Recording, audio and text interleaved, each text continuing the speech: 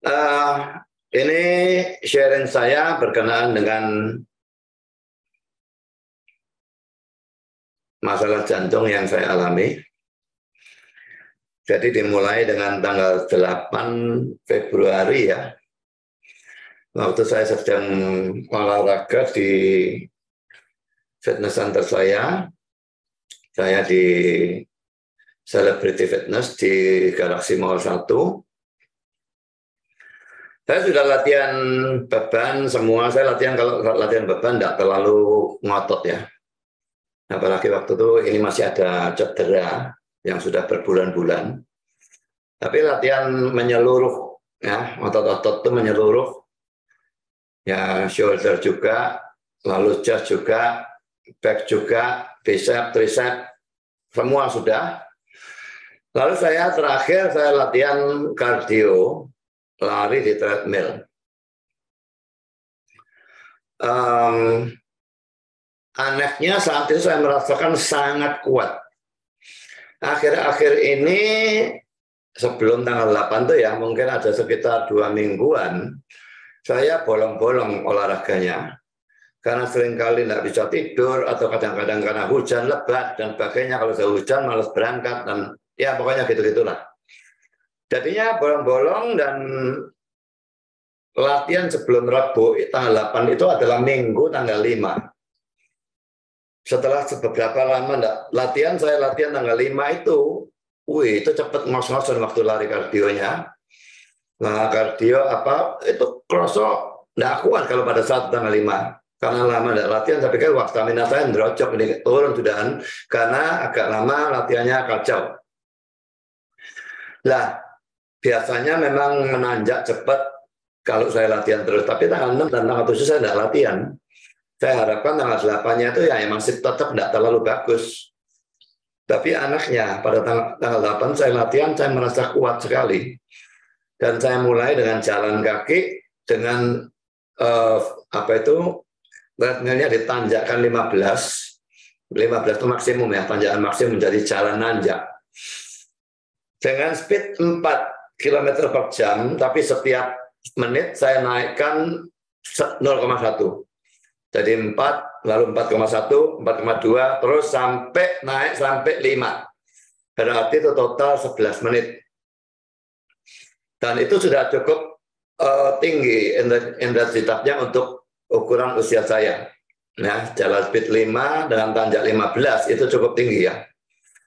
Nah, repotnya saya itu sebetulnya dibatasi oleh dokter yang dulu, karena sudah pernah mengalami masalah pada tahun 2018. Saya dibatasi denyut nadi pada waktu latihan itu tidak boleh melebihi 120. Tapi peralatan treadmill itu ada alat untuk mengukur heart rate-nya ya, mengukur denyut jantungnya, megang begitu, denyut jantungnya keluar, itu alatnya kacau balau, sehingga tidak tahu denyut nadi yang pasti gitu ya. Nah, pokoknya lebih pada waktu speed 5, denyut 15, nanjak 15 itu sudah cukup tinggi. Lalu saya turunkan, sekarang datar. Terus datar, saya turunkan speednya menjadi 3. Untuk menurunkan napas yang terengah-engah dan sebagainya, menurunkan denyut nadi. 1 menit jalan 3, lalu saya mulai lari. Lari itu 1 menit, saya bagi menjadi 2. Speednya 7,5 setengah menit, lalu kedua speednya 8. Jadi setengah menit dapat 7,5, setengah menit ke 8. Ya, itu sudah naik lagi kan, dan artinya jalan lagi, kecepatan 3 lagi. Lari yang kedua 8 dan 8,5. Naik lagi dengan artinya jalan lagi, kecepatan 3. Yang ketiga 8,5 dan 9. Lalu jalan lagi kecepatan 3. Dan yang keempat ini rencananya 9, lalu 9,5. Dan saya nggak capek sama sekali, saya merasa saya kuat. Beda dengan yang latihan minggu ini, merasa kuat. Dari 9,5 maunya. Waktu sudah setengah menit, saya mau naikkan dari 9 ke 9,5, mau mencet begini, pusing. Dan pusingnya cukup hebat. Saya langsung pencet tombol 3 untuk menurunkan, ada tombol khusus bisa 369. 3 itu langsung, tapi enggak langsung turun ya, kan butuh waktu untuk menurunkan speed 9 ke speed 3, butuh waktu beberapa detik. Dan setelah saya pencet tombol 3, gelap. Saya sudah enggak tahu apapun yang terjadi setelah itu, dan videonya ada, karena ada CCTV, kelihatan saya pingsan pada waktu berdiri sudah pingsan. Dengkluk begini, langsung ambruk. Dan terseret oleh ban yang masih berjalan, biarpun kecepatannya tinggal 3, tapi tetap jalan. Mundur ke belakang, ya delosor ke sana gitulah. Makanya lutut dan bagiannya bablas, ini kebentur, ini biru. Lalu ini yang kebentur paling keras. Ya. Lalu ini kena benturan sehingga luka di beber bagian dalam, ya, di sini. Dan ada sedikit bengkak, luka.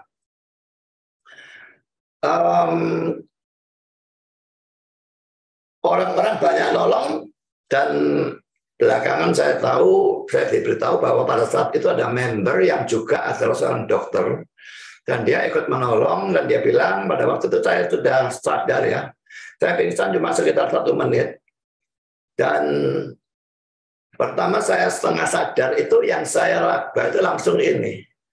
Kerasa, saya masih belum tahu itu setengah sadar kok ya, belum tahu kalau saya pingsan atau apa, saya belum tahu. Saya meraba ini kok kerasa darah ya. Lalu saya mulai melek, aku di mana ini? Dikerubungi banyak orang. Baru ingat semua sudah. Wah, aku pingsan tadi ini. Saya tanya, saya pingsan ya? Rasanya tidak ada yang jawab, atau dijawab saya tidak dengar, saya tidak tahu, tapi saya tidak ada yang jawab. Lalu dokter dan orang-orang yang di situ bilang, jangan berdiri, tetap baring saja.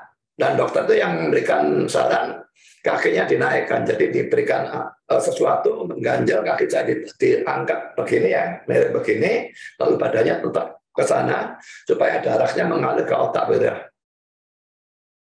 Jadi berbaring seperti itu 10-15 menit. Dan setelah itu baru saya bangun ya enggak apa-apa, masih bisa jalan dan tidak ada masalah jalan. Untungnya saya tidak nyetir mobil sendiri. Kalau nyetir mobil sendiri ya mungkin bisa nyetir, tapi ya saya takut-takutan kalau pingsan pada saat nyetir, saya nabrak orang dan sebagainya, celaka. Sampai sekarang saya tidak berani nyetir, Mas Yan. Jadi pulang, nah saya laporan ke kakak saya pingsan pada waktu treadmill. Lalu itu kan Rabu ya, tanggal 8, lalu tanggal 9-nya disuruh cek darah semua, karena pergi ke dokter jantung pasti dibutuhkan itu semua. Cek darah, sudah dicek semua. Dan besoknya hari Jumat tanggal 10, saya pergi ke dokter jantung. Dokter jantungnya itu periksa pakai alat apa namanya USG atau apa ya, ada semacam tongkat dikasih pelumas begitu ya, digeser-geserkan di sini, dia bisa melihat jantung saya. Dan waktu dia periksa dia bilang ini ada pembesaran jantung, lalu pompa jantungnya 55% turun daripada orang normal, lalu ada penyumbatan. Cuma dia tidak bisa tahu penyumbatannya berapa persen. Kalau mau tahu penyumbatan berapa persen, hanya ada satu alat untuk mengetahui itu, yaitu pakai kateter itu. Kateter itu dimasukkan dari pembuluh darah di pangkal paha. Sekarang ada yang dari tangan katanya ya. Nah, terus dimasukkan dan nanti di dalam diberikan zat pewarna dan sebagainya. Nanti kelihatan, saudara. Ini teknologi saya pikir-pikir gila semua, saudara ya. Bagaimana kateter itu katanya tebalnya kira-kira 2 mm. Masuk ke pembuluh darah tentu saja dibius ya. Jadi bagian itu dibius secara lokal, jadi saya tetap sadar, tapi bagian itu saja yang dibius. Masuk ke sana, ya terasa kayak celekit-celekit gitu ya. Dimasukkan lalu nanti bisa melihat, dan itu bisa tahu penyumbatannya itu berapa persen. Biasanya batasnya sekitar 70%, kalau di bawah 70% nggak perlu dipasang ring. Tapi kalau di atas 70, apalagi 75, 80 atau lebih, maka biasanya dipasang ring atau lazim disebut dengan stand. Ya. Stand dan ring itu sama saja. Ya kalau modelnya itu semacam kawat-kawat begitu ya. Pertama dia ciut begitu, lalu di dalam kalau sudah dimasukkan ke dalam pembuluh darah dia dikembangkan begitu ya. Jadi mengembangkan itu bagian yang tersumbat menjadi melebar begitulah. Itu tujuannya memperlancar darahnya. Jadi kan penyumbatan itu mestinya lalu darah ke otak. Waktu saya latihan treadmill itu darah ke otak kurang karena intensitas larinya itu cukup tinggi, maka darah ke otaknya kurang karena penyumbatan itu. Seandainya tidak ada penyumbatan tentu tidak masalah, tapi ada penyumbatan itu, darah ke otak kurang, makanya saya pingsan. Nah, dia bilang kalau mau tahu penyumbatan berapa persen ya mesti pakai kateter. Dan dia berkata kateter tok itu biaya 20 juta. Saya bilang ya sudahlah, tidak apa-apa, saya mau di kateter. Lalu dia bilang, oh mau di kateter. Kalau mau di kateter coba naik lagi. Jadi saya sudah turun dari ranjang tempat pemeriksaan, saya sudah naik lagi. Sekarang di USG di leher saya, saudara. Saya tidak tahu kiri atau kanan, dua-dua, lupa saya. Tapi yang pasti sebelah sini pasti. Waktu dia wah, bukan kateter, dia USG dia lihat, wah ini pembuluh darah besar yang menuju ke otak. Ini juga ada penyumbatan, ada dia istilahnya pakai plak ya. Ada plak-plak ini. Jadi kalau ada plak-plak di sini tidak bisa kateter melalui tangan. Kateter melalui tangan itu katanya lebih gampang dan lebih enak untuk si pasien. Tapi ini tidak bisa karena kalau ada penyumbatan di sini, kateter melalui tangan nanti lepas penyumbatan ini bisa menjadikan orangnya stroke. Jadi kata dia harus kateter dari paha. Mangkal paha gitu lah. Ya. Nah lalu saya masih dia kontak ke rumah sakitnya dan rumah sakitnya nanti katanya dokter rumah sakit itu akan mengontak saya urusan kateter itu. Nah itu Jumat saudara tanggal 10 ya. Lalu tanggal 13 hari Seninnya saya pergi ke spesialis saraf, dokter saraf. Memeriksakan saraf dan dokter ini periksa, dia punya kesimpulan yang sama. Ini bukan masalah di otak sebetulnya. Ini masalahnya adalah penyumbatan di jantung. Jadi memang di kateter itu harus. Nah setelah di kateter, saya lihat dua dokter yang sepakat dalam hal itu, maka saya pastikan rumah sakitnya sudah menghubungi saya masih bilang, nanti bentar saya pikirkan. Karena saya masih mau pergi ke dokter saraf ini. Setelah dari dokter saraf dan sama-sama bilang harus kateter, ya sudah saya bilang, oke, saya mau di kateter, kapan secepatnya saya mau. Dan rumah sakitnya itu memberikan, saya mesti periksa ini, termasuk PCR, COVID itu masih tetap harus ada, saudara ya. Periksa ini, foto toraks dan sebagainya, foto seluruhnya ini ya, di foto, nggak tahu paru-parunya atau apa, saya nggak ngerti lah. Pokoknya ada macam-macam hal yang harus dites darah lagi. Jadi hari Selasa, saya kira kalau saya nggak salah, Selasa atau Rabu, saya kira Selasa saya tes darah lagi. Dan saya minta secepatnya, dia bilang setelah PCR-nya keluar, itu hanya berlaku 3 hari. Jadi bisanya Kamis atau Jumat, kata dia. Nggak boleh telat dari itu, kalau lebih dari Jumat, saya mesti tes PCR lagi. Jadi akhirnya Kamis atau Jumat, saya bilang Kamis, tanggal 16. Ya sudah, tanggal 16. Mula-mula jadwal operasi itu, ya saya sebut operasi saja. Jadwal operasi itu jam 7 pagi. Itu langsung membuat saya stres ya. Jam 7 pagi berarti saya sudah harus tiba di rumah sakit jam 6:30. Saya bangunnya jam berapa? Saya ini kan punya insomnia, tidurnya tuh jam 1 malam kadang-kadang lebih. Kalau masih sampai di sana jam 6:30, saya harus berangkat dari rumah saya jam 5:30. Mungkin kalau pagi bisa ngebut, tapi saya orangnya memang tidak sedang terlambat.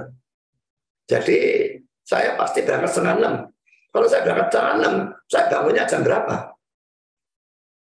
Dan saya terbiasa bangun jam 8, kadang-kadang jam 9 karena tidurnya begitu lat. Maka maaf, saya BAB itu biasanya ya jam 8, jam 9. Biasanya kalau bangun jam 8, jam 9, begitu saya makan, saya BAB. Tapi kalau bangun pagi, jam 5, jam 6, biarpun makan tidak bakal BAB.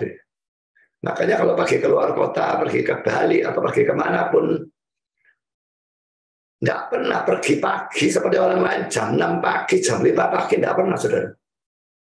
Perginya biasanya jam 8 sudah paling pagi. Biasanya setengah 9, jam 9. Karena yang mikirnya BAB ini.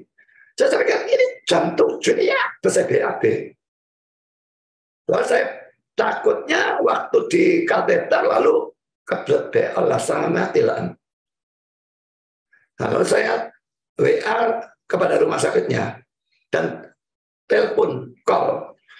Saya ceritakan, saya itu begini. Saya ceritakan semua yang tadi ini tentang BAB dan sebagainya. Saya takutnya BAB pada saat itu, apa enggak bisa lebih siang? Nanti saya tanyakan dokternya dulu. Ditanyakan dokternya agak lama, baru dijawab. Oke, bisa jam 12 siang. Tapi saya harus sampai di rumah sakit jam setengah 11. Setengah 11 harus sampai. Beda 1 jam setengah. Ya. Kalau tadi cuma beda setengah jam, ini beda 1 jam setengah, saya tidak ngerti kok beda kenapa. Jadi saya harus berangkat dari rumah jam setengah 10. Nah, singkat saja, sampai di sana, persis jam setengah 12. Saya masih di parkiran, dia sudah WA saya, telepon saya. Dan saya katakan saya sudah sampai, saya masih di parkiran. Nah, pergi ke sana, dan ya itu sampai di sana itu setengah 11, masih urusan, ya katakanlah urusan administrasinya dan sebagainya ya. Kami disuruh naruh duit 20 juta. Nah sebelumnya sudah dikasih tahu kalau pemasangan stand, misalnya pakai stand 1, dari 20 juta itu naik menuju ke 87 sampai 90 juta. Kalau standnya 2, naik ke 120 juta. Ya, kalau cuma kateter tok 20 juta. Pasang stand 1 naik 87 sampai 90 juta katanya dia.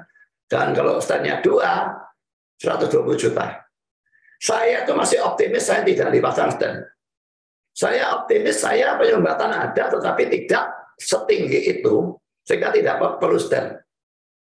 Jadi kami tidak siapkan duit cash, itu yang jadi masalah membuat stres pada waktu ternyata akhirnya penyumbatannya 2 dan penyumbatannya tinggi. Jadi waktu mulai masuk kateterisasi itu ya. Pertama itu persis jam 12 ya, persis jam 12. Saya bisa lihat jam dan sebagainya, jamnya ada. Dan suster mulai menyuntik di sini, masang apa itu alat untuk infus di sebelah sini. Lalu dan tak tahu lah dipasangnya apa saja saya tidak ngerti. Lalu saya ditidurkan, didorong, dimasukkan ke ruang operasi segala macam. Dokter mulai menyuntikkan obat bius di pangkal paha saya itu jam 12:20. Lalu langsung sudah banyak suster dan dokter dan dia memasukkan alat kateter itu ya, yang katanya sih kalau saya googling itu katanya 2 mm ke dalam. Saya tidak melihat bentuknya bagaimana, dari bahan apa saya tidak tahu, saya tidak bisa melihat karena saya tidur begini dari sana dan pokoknya pandangannya terhalang, layarnya pun saya tidak bisa melihat. Kalau teman saya bilang dia bisa melihat waktu di operasi, saya tidak bisa melihat. Nah, dan dokter tidak memberitahu apa-apa kepada saya, sampai dia pertama ngomong, ini proses kateterisasi ini cuma antara 15 sampai 30 menit. Kalau misalnya ternyata bisa harus dipasang stand, maka tambah lagi 15 sampai 30 menit lagi. Berarti total itu paling-paling 1 jam. Nah, lalu mulai dilakukan itu, lalu dia sudah bisa melihat ini penyumbatannya dan sebagainya. Lalu kakak saya yang di luar itu dipanggil, yang kakak saya yang pertama itu kan dokter, saya ditunjukkan, saya juga sekarang bisa nunjuk, ini kateter jadi dikeluarkan ya, dilepas, jadi saya bisa lihat dan ditunjukkan nama dia, ini loh penyumbatannya, ini penyumbatannya. Ada di pembuluh darah kecil, tapi ini tidak terlalu masalah. Tapi di pembuluh darah besar, satu di kanan, satu di kiri katanya, ini masalah ini. Pertama dia mengatakan penyumbatannya 70% dan 90%. Tapi setelah melakukan kateter, dia akhirnya mengatakan ini bukan 70%, ini 80%, ini 90%. Jadi gimana? Mau dipasang stent? Iya, pasang stent. Mau diapakan lagi? Kira-kira berapa? Perkiraan kasar 130 juta, tapi kan tadi sudah bayar 20 juta gitu ya. Perkiraan kasar 130 juta. Dan termasuk 20 jadi mestinya bayar total 110 ya, bayar tambahan 110 gitu lah. Ya sudahlah, jalankan saja. Ya akhirnya kakak saya keluar lagi, dipasang stand maunya. Saya tidak tahu dia pasang stand yang mana dulu, yang 90 dulu atau yang 80 dulu, saya tidak tahu. Saya cuma melihat, katanya setengah jam, kok gak mari-mari, ini lama sekali gitu ya. 1 jam, jadi yang setengah jam tadi belum saya hitung ya, yang pertama kan sudah setengah jam ya. Yang setengah jam untuk masang standnya lewat 1 jam, ini kok gak selesai, katanya 1 jam total semua, ini 1,5 jam. 2 jam. Waduh, saya tidak sakit sih. Dipasang ini tidak sakit, saudara. Sama sekali tidak merasa sakit sama sekali. Tapi tidak enaknya suruh berbaring terus tanpa boleh bergerak sedikit. Bahkan tangan saya ini diberikan alat yang tidak memungkinkan tangan saya bergerak, ya bergerak sedikit. Tapi kalau misalnya di sini gatel ya, tidak bisa nggaruk.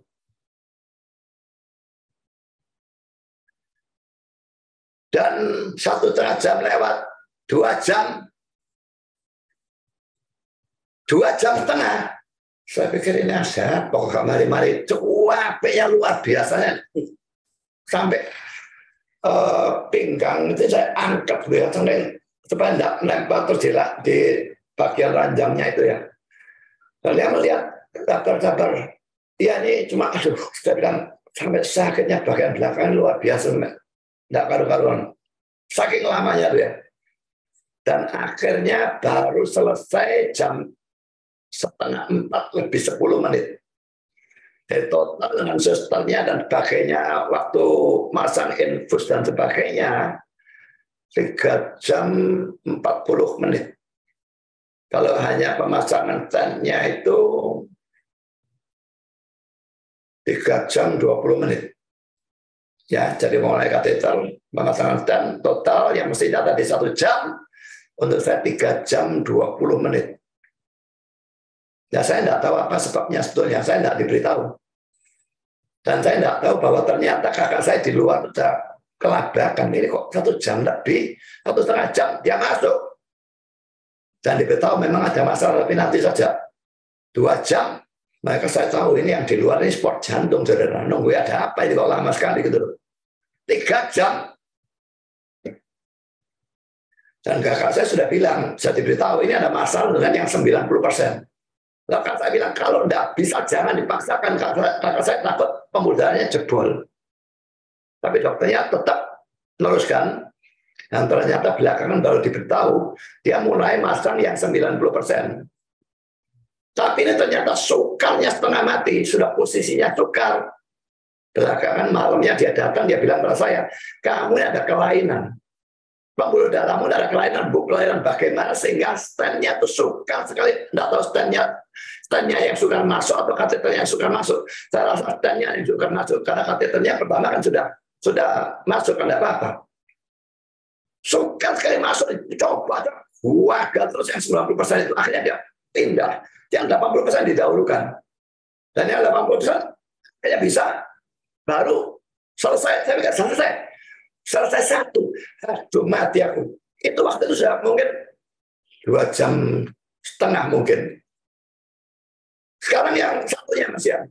Aduh, nunggu lagi mati aku. Sampai itu saat saya berdoa, Tuhan kasih aku kekuatan. Sampai luar biasa. Sangat. punggung bawah sampai kaki itu sakit semua, suruh diam seperti itu.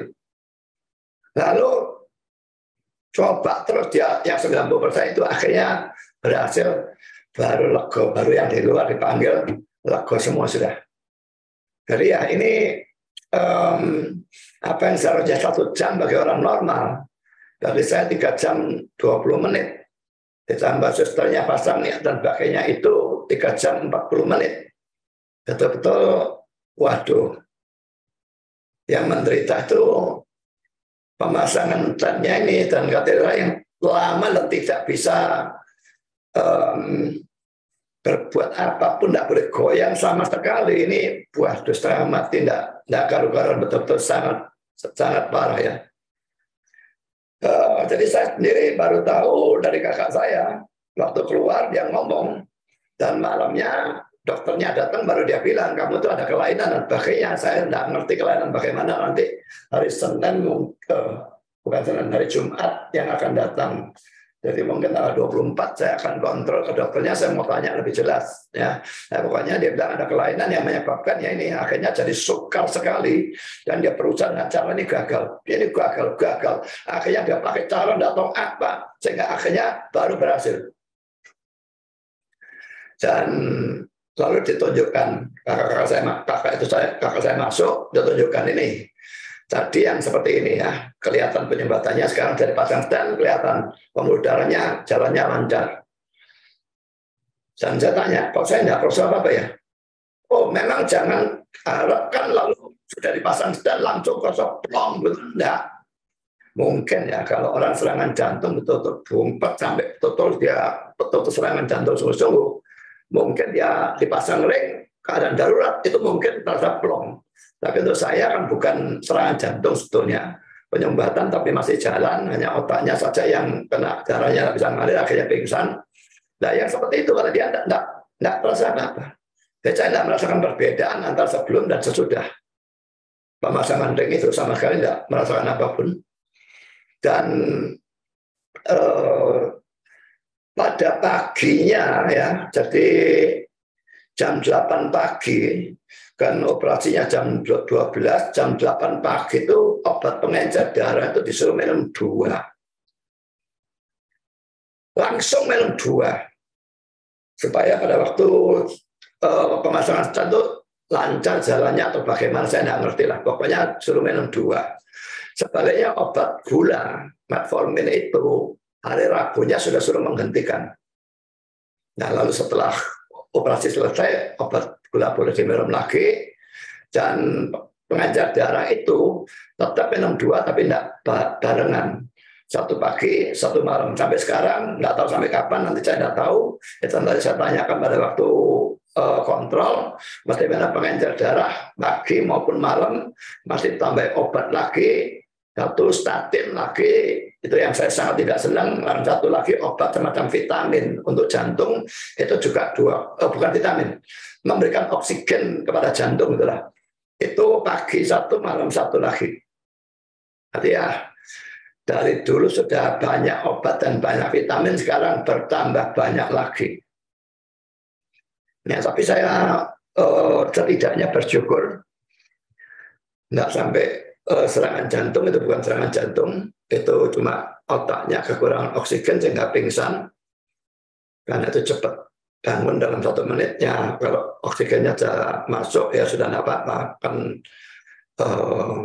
kardionya langsung berhenti, ya otaknya tidak butuh terlalu banyak, maka dia cepat bisa sadar kembali dan langsung bisa sadar.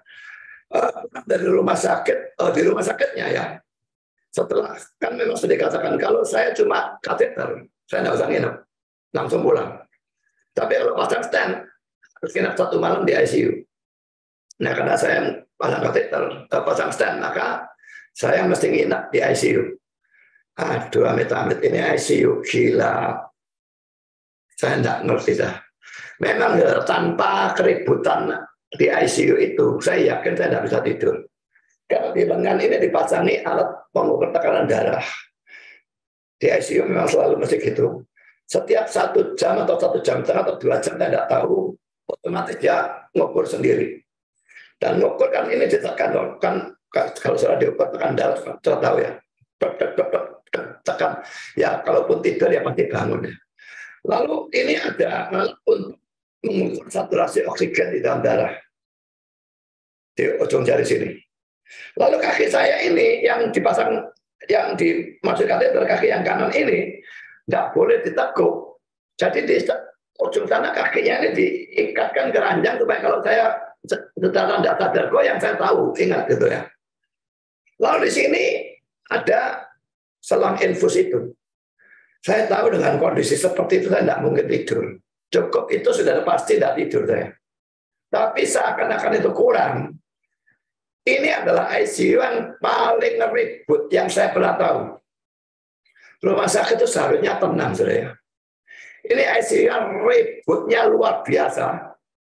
Ributnya alat-alat monitor itu di kamar saya tuh bunyi itu rasanya setiap 5 menit atau 10 menit bunyi tet, begitu tidur pun saya bangun.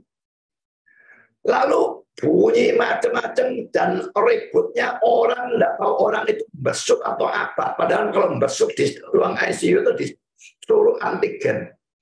Itu ribut sampai jam 8:30 atau 8:30 malam masih ada. Dan terus sampai pagi suara-suara itu ada, ribut terus sangat ribut bagi saya. Bahkan dan sebagainya kalau jalan atau kalau bicara tidak terlalu tenang.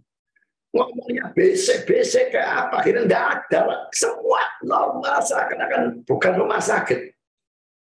Saya sampai pikir-pikir, ini rumah sakit apa pasar malam. Saya tidak pikir yang bisa tidur dalam sikon gini ini mungkin ya kalau tukang beca atau tukang bangunan yang bisa tidur sekalipun di sebelahnya ada sepur lewat dia tidak bangun. Ya mungkin ada orang-orang seperti itu tak yang bisa tidur. Orang normal seperti saya punya insomnia.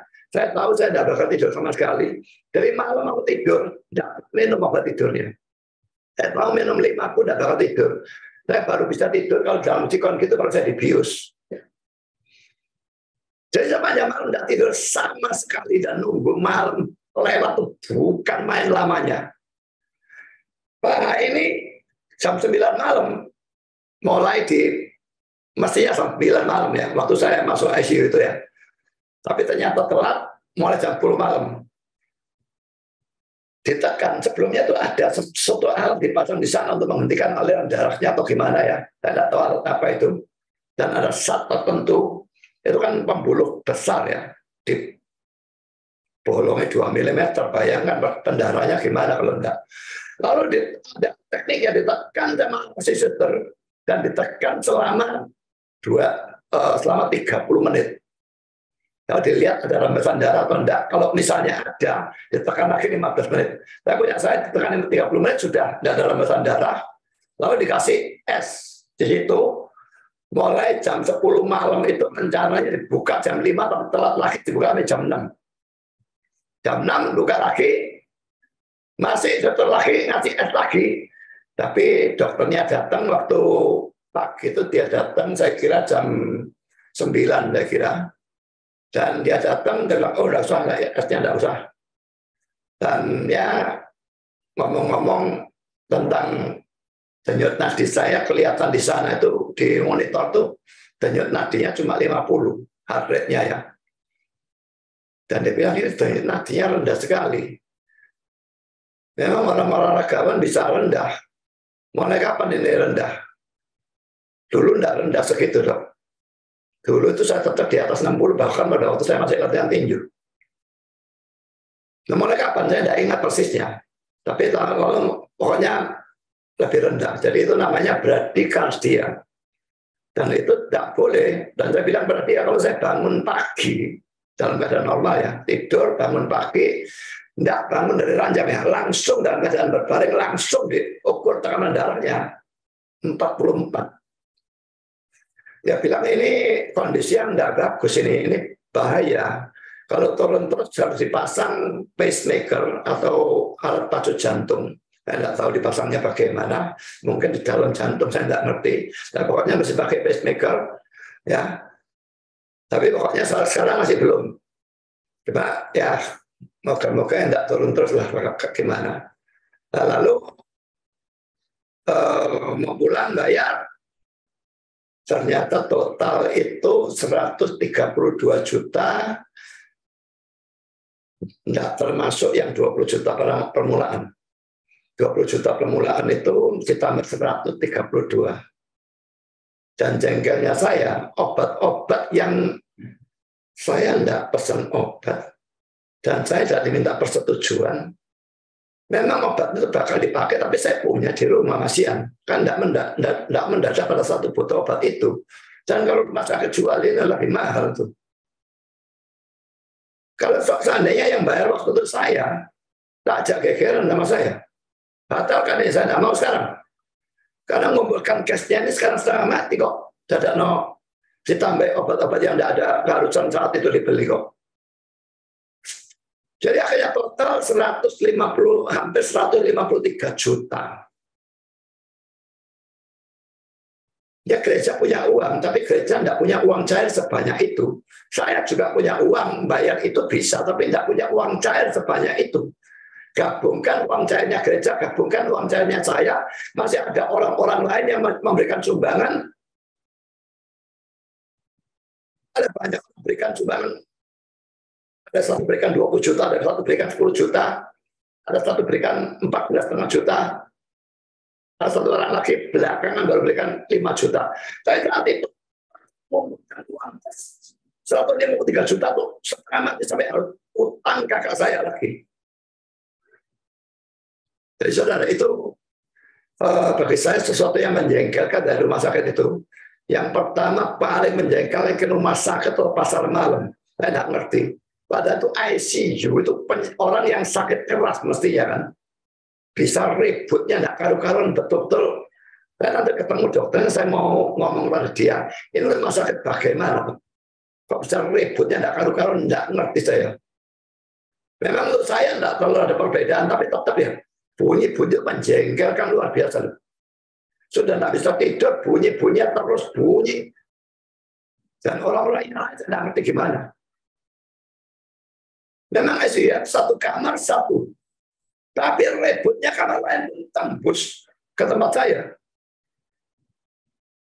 Ya, saudara, itu sedikit sharing, tapi bagaimanapun saudara, apa yang rasanya wah, kalau saya menderita, rasanya lama sekali ya. Tapi saya bersyukur bisa berlalu, bisa pulang, dan diberikan apa yang boleh, apa yang tidak boleh. Kalau jalan, langsung boleh. Begitu bebatnya itu dilepas, boleh, tapi kenapa saya tetap dijalankan pakai kursi roda, saya tidak ngerti. Sampai pergi ke mobil, tapi setelah di mobil, saya tidak jalan. Jadi pulang itu hari Jumat ya, tanggal 17 ya. Tanggal 18 kemarin saya sudah fitness. Tapi saya fitness cuma jalan. Karena fitness saya di GM Galaxy Mall ya. Dari parkiran mobil sudah masih jalan kaki menuju fitness. Nah, waktu jalan saya merasa sudah jalan itu pangkal ini terasa tidak enak.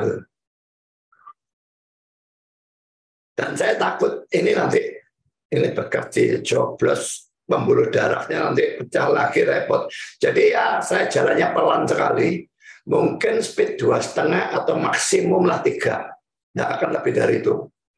Terus jalan ke sana, masuk fitness, saya tidak bawa apa-apa karena saya tahu saya tidak bakal angkat besi karena memang dilarang.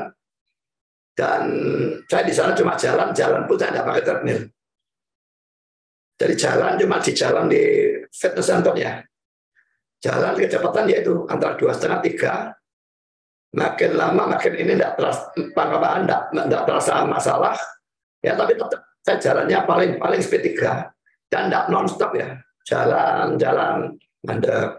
mandek 1 menit 2 menit jalan lagi mandek lagi. Lalu akhirnya saya pikir saya tidak mau ngelatih cuma kaki atau jantung tok. Jantung saya denyut nanda sampai 90 pokoknya waktu jalan itu setiap jalan saya cek paling buantar sampai 90. Nah saya ambil besi yang 1 kilo. Kalau 1 kilo saya kok yakin tidak ada masalah ya. Nah, kalau saya diam duduk tidak jalan ya saya berdiri ya kaca. Saya latihan begini, hanya begini. 1 kilo lebih berat jalan daripada bersih seperti begini 1 kilo. Jadi kalau ini jalan boleh, maka saya rasa ini mesti boleh. Dan kalau tidak boleh, saya tidak gubris. Mesti tidak ada masalah. Jadi saya latihan ini beberapa set, lalu ada yang naik sampai di atas begini, ya. Tapi pelan. Saya begini pelan untuk melatih shoulder dan sebagainya, supaya otot-otot juga dilatih lah. Dan akhirnya ternyata latihan itu kebanyakan, saudara. Bukan kebanyakan berurusan dengan operasi jantung itu, tetapi berurusan dengan alergi saya. Saya pikir wong itu speednya sangat rendah, kalori yang keluar pasti sangat sedikit, tapi alerginya tidak ngurusi begitu. Langkahnya itu kalau dilihat dari jamnya ini kelihatan langkahnya 6.000 langkah lebih. Dan itu kira-kira total lamanya waktu 1,5 jam. Malam tadi saya tidurnya tidak karu-karuan. Pokoknya saya selalu begitu. Kalau olahraganya kebanyakan, tidurnya tidak karu-karuan. Untungnya khotbah kok ya gak masalah.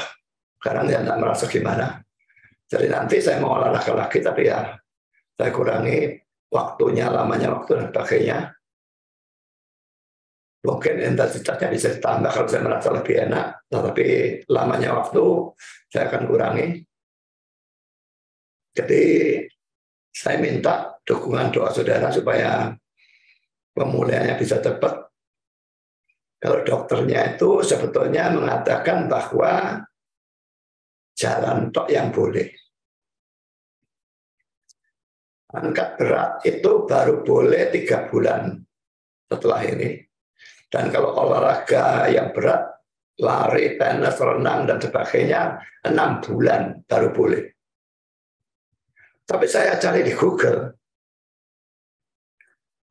tidak ada satupun yang ngomong model seperti itu. Saya cari di Google itu, pokoknya setelah pemasangan stent, paling beberapa hari saja, mesti hati-hati. Setelah itu kamu olahraga dan ditingkatkan, setiap hari tingkatkan, supaya justru memang pemasangan stent ini supaya kita bisa hidup normal seperti sebelum ada masalah jantung. Jadi mestinya dalam 1-2 bulan mestinya harus bisa olahraga normal. Dan itu tujuan saya. Karena pikir saya ini punya insomnia, kalau saya tidak olahraga, tidak bisa tidur juga. Kalau olahraga kebanyakan, tidak bisa tidur juga. Jadi saya mesti naikkan, makanya kemarin saya pakai latihan ototnya. Biasanya selain latihan semua otot, tapi dikit, tapi semua. Gitu. Saya tidak mau latihan berat, nanti tidak bisa tidur. Tidak mau latihan kebanyakan. Kalau orang-orang latihan bersih, misalnya chest, gitu ya. Chestnya dilatih semua chest berapa? Kadang-kadang bisa 20 set untuk chest semua. Saya tidak pernah bisa, kalau saya latihan begitu pasti tidak bisa tidur. Jadi chestnya 3 set, shoulder 3 set, back 3 set, bicep 3 set, tricep 3 set, forearm 3 set, seperti itulah. Lalu latihan treadmill, ya biasa saya batasi juga. Ya, latihan itu 25 menit total atau 30 menit total, seperti itulah. Saya batasi semua. Ya, tapi biasanya intensitasnya cukup tinggi kalau saya treadmill, khususnya untuk ukuran umur saya ya, cukup tinggi intensitasnya. Nah, lalu saya baru ya diberitahu orang juga, dan saya melihat ada alergi seperti ini yang bisa mengukur denyut nadi. Dan itu katanya akurat. Ada band, ada yang alergi smartwatch ya. Dan saya kemarin sudah lihat Samsung itu yang paling murah 2,5 juta. Dan itu kalau saya lari pakai itu, saya betul-betul tidak mengandalkan heart rate dari mesin treadmill yang tidak cocok itu. Saya bisa mengandalkan ini. Saya tahu kapan ini latihannya, ketinggian intensitasnya, saya langsung tahu. Karena pada waktu saya jalan masih 80, naik 90, Waktu lari sampai berapa ini? 110, 120, 130 tidak boleh. Nah, 120 lebih ya langsung masih saya turunkan. Jadi bagi saya jam itu penting sekali, tidak bisa tidak beli. Karena nanti latihannya kebablas lagi, saya pingsan lagi. Nanti trauma, saudara pingsan di di treadmill itu trauma ya, membuat takut mau main treadmill lagi. Makanya kemarin itu saya tidak treadmill, saya cuma jalan saja, mondar-mandir di sekeliling alat-alat dari fitness center itu. Ya itu sedikit sharing saya, dan tetap saya masih kontrol lagi dan sebagainya, saya tidak tahu apa lagi. Jadi keluar duit 153 juta hanya untuk operasi. Sebelumnya sudah pergi dokternya, sudah mesti foto ini itu, cek darah apa-apa, ditambah nanti masih belum selesai ini saudara.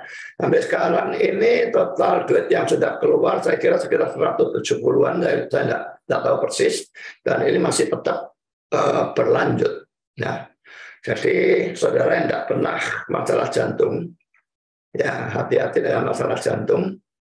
Dan penyebabnya bukan hanya urusan makan, saudara, tapi juga urusan aktivitas. Saya banyak duduk karena saya pendeta dan persiapan duduk terus. Orang yang kerja kantoran duduk terus itu juga bahaya. Nah, masalah jantungnya.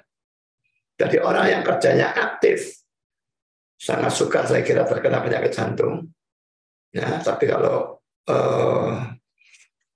banyak diem, biarpun olahraganya ada, itu tidak bisa menetralisir duduk lama ini. Dan juga karakter orangnya itu pegang peranan juga. Ada tipe A, tipe B. Tipe B itu yang orang yang easy going, yang santai, yang sabar gitu ya. Dan tipe A, orang yang kompetitif, orang yang ngamuan. Dan ini model saya. Saya pernah isi suatu ya pokoknya suruh ngisi pertanyaan-pertanyaan, suruh jawab ya, nanti jumlah hasilnya berapa untuk menentukan tipe A atau tipe B. Saya dapat tipe A plus, bukan cuma tipe A. Dan sudah dikatakan waktu itu banyak tahun yang lalu, saudara, kamu ini risiko kena serangan jantung ini tinggi sekali karena tipe A-nya kamu tipe A plus ini. Jadi penyebabnya ke jantung banyak. Ya mestinya saudara mempelajari, dan apalagi kalau saudara punya diabetes. Bagi siapapun yang punya diabetes, bahkan pradiabetes, hanya pradiabetes, kemungkinan kena masalah jantung itu meningkat berlipat-lipat. Apalagi kalau betul-betul diabetes, meningkat berlipat-lipat, apalagi kalau diabetesnya tidak dikendalikan. Maka itu membuat kacau balau. Diabetes itu bawa semua teman-temannya. Masalah hipertensi, tekanan darah tinggi, lalu masalah jantung, masalah stroke, ini gabungan semua. Dan saudara yang punya diabetes atau bahkan pradiabetes, 1 tahun sekali periksa ECG setidaknya ke dokter jantung. Mungkin di lab bisa, saya tidak ngerti, tapi dokter jantung mungkin lebih bagus lah. Kalau sudah punya duit, pokoknya periksa 1 tahun sekali. Apakah ada masalah penyumbatan, jangan mengalami pingsan atau serangan jantung langsung mati. Itu bisa sekali. Jadi barusan saya mendengar orang yang muda, masih ada yang 40-an, ada yang cuma 3 bulan serangan jantung bleksak mati, saudara. Ya, jadi saudara yang punya pokoknya diabetes dan sebagainya, periksakan jantung saudara sedikitnya setahun sekali supaya tidak terjadi seperti itu. Bahkan tidak terjadi yang seperti saya atau pingsan seperti itu. Dan saya masih butuh obat-obat untuk yang di sini, karena yang di sini tidak bisa dipasang ring, saudara. Ini karena juga ada penyumbatan di leher ini. Ini tidak bisa dipasang ring. Saya mau tanya dia, ini mau diapakan ini? Jadi saya pakai suplemen dan apapun ya, yang saya pikir bisa mengurangi ini, penyumbatan di sini, saya minum. Ada buah-buahan dan sebagainya yang katanya juga bisa, atau makanan yang bisa. Saya googling untuk itu dan pakai saja, mahal enggak, mahal saya enggak peduli. Karena kalau ini penyumbatan, ini stroke, saudara. Jantung dan stroke sebetulnya sama. Itu kondisinya pembuluh darahnya seluruh tubuh sudah tidak karu-karuan, sudah banyak plak-plaknya. Kalau plaknya menyumbat di jantung, ya dia kena serangan jantung. Kalau plaknya menyumbat di otak, ya dia kena stroke. Jadi sharing ini bukan cuma sharing bagaimana, tapi saya minta saudara tuh hati-hati jangan sampai kena seperti saya, atau lebih lagi kena stroke atau kena serangan jantung lalu mati dan macam-macam hal yang lain. Makan gorengan di luar tuh kalau bisa cut habis, karena gorengan itu pakai minyak nabati dan minyak nabati itu trans fat. Margarin ya itu buang jauh-jauh, jadi lebih baik mentega daripada margarin. Margarin itu trans fat lagi. Lalu semua makanan kaleng, lalu daging yang diproses seperti sosis, ham, bacon, atau apa lagi lah. Saya senang semua itu. Saya tahu dari dulu buruk. Nggak kadang-kadang makan pizza kan ada hamnya, ada sosisnya. Sekarang saya mau buang itu. Ya memang nggak bisa makan makanan yang disenangi, tapi dan makanan sehat itu selalu lebih enak dari makanan tidak sehat. Tapi tinggal saudara mau mengalami hal seperti ini atau tidak. Apalagi kalau saudara punya anak-anak kecil, pikirkan kalau saudara bisa serangan jantung mati. Anak-anak saudara bagaimana? Ya, jadi saya ceritakan ini untuk mengajak kita semua waspada. Olahraga dan sebagainya itu setidaknya jalan kaki itu harus. 30 menit sehari jalan kaki harus. Kecuali saudara memang sudah adalah orang aktif. Nah itu lain. Paman becak ya sudah tidak perlu olahraga jalan kaki. Becak ya sudah kuat itu. Ya, jadi harap saudara tidak remehkan ya. Hal-hal seperti jangan diremehkan. Karena kalau terkena model seperti ini, sangat-sangat tidak nyaman, sangat-sangat tidak menyenangkan. Minum obat banyak, pagi banyak, siang banyak, sore, malam banyak lagi. Belum ditambah vitamin dan sebagainya yang dari dulu sudah saya minum. Oke, sekian sharing saya.